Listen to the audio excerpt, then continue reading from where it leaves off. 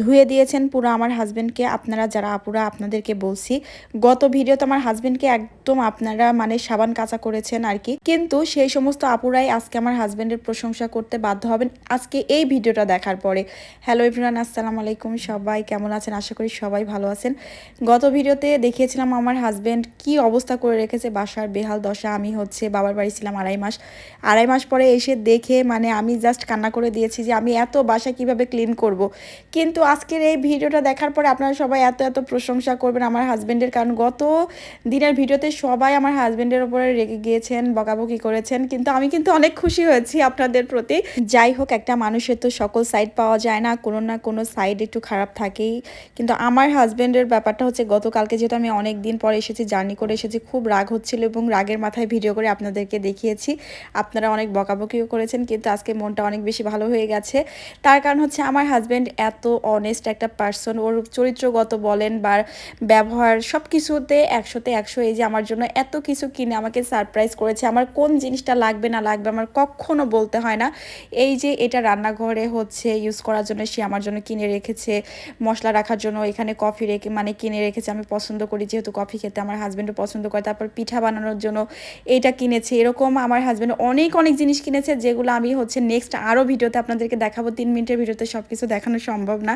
তো এইখানে দেখেন, আজকে দেখাই যে আমার হাজবেন্ড আমার জন্য এখানে 4 কেজি ময়দা, 6 কেজি হচ্ছে পোলায় চাল, মানে খুচরা এত জিনিস মানে আমার মানে স্টক করে রেখেছে। দেখেন, লবণ থেকে শুরু করে চা পাতা, পাস্তা, বিস্কিট, কোন জিনিসটা নাই আমার কোনো কিছু বলতে হয় না। আমার বাসায় কখন কোন জিনিসটা ফুরাইয়ে যায় সে নিজে থেকে কেনাকাটা করে ফেলে। দেখেন এখানে কত রকম ডাল কিনেছে। আমি হচ্ছে কখনো কোনো দিন বিয়ের পরে আজকের পর মানে পর্যন্ত তাকে কখনোই বলিনি যে আমার বাসায় এই জিনিসটা নাই, কিনতে হবে। সে সব কিছু আগে থেকে ডাবল কিনে স্টক করে রাখে। ওই যে বললাম না, একটা মানুষের তো সকল সাইড পাওয়া যায় না কোনো একটা সাইড খারাপ হয়ই আর কি, তাই বলতে চাচ্ছি। কিন্তু আমার হাজব্যান্ড সত্যি কথা বলতে অনেক ভালো মানুষ। সকাল 6টায় বেচারা অফিসে যায়, মানে রওনা হয়, 4 ঘন্টা জার্নি করে অফিসে যায়, আবার 4 ঘন্টা জার্নি করে সন্ধ্যা 6টায় বের হয়, রাত 11টায় পৌঁছায়। এত টায়ার্ড থাকে যে সে কোনো রকম আমি নাই জীবন বাঁচিয়েছে, এটাই অনেক। যাই হোক, হচ্ছে এই যে আমার হাজবেন্ড এখানে এত কিছু কিনেছে, কতগুলা মাশরুম কিনেছে যে আমি মানে গোছাতে মানে অতিষ্ঠ, মানে এত জিনিস কিনে স্টক করেছে যে আমি যে এত জিনিসগুলো যে গোছগাছ করে পরিপাটি করে রাখবো, আমি নিজে টায়ার্ড হয়ে যাচ্ছি।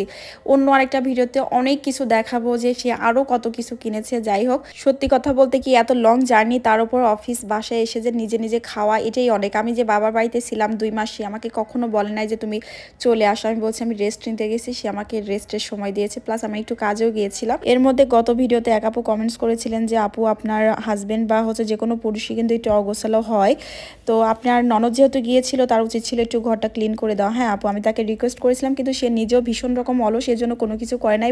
আরও উল্টা সে নিজে রান্নাঘরে খিচুড়ি রান্না করে রান্নাঘরে আরেকটু হেগে গেছে। আর কি করা, যেমন আমার জামাই তার হচ্ছে বোনও তেমন। এমনি সব দিক দিয়ে ভালো। আমার মানে বাসায় যে এত কেনাকাটা করে, ওর ভাই আমাকে যদি স্বর্ণ দিয়ে মুড়ায় দেয় তারপরে তাতে যায় আসে না, মানে ওরকম ক্রিমিনাল টাইপেরও না, মন মানসিকতা তো নোংরা না, বাট প্রচণ্ড অলস। আজকে তাই জেদ ধরে কিন্তু জামাইকে দিয়ে অনেক কাজ করে নিচ্ছি, সে কিন্তু প্রচণ্ড জ্বরে কাতরাচ্ছে, তারপর আমার কাজ করে দিচ্ছে। যাই হোক আপুরা, ভালো থাকবেন, আমাদের জন্য দোয়া করবেন। আজকে এই পর্যন্তই, আল্লাহ হাফিজ।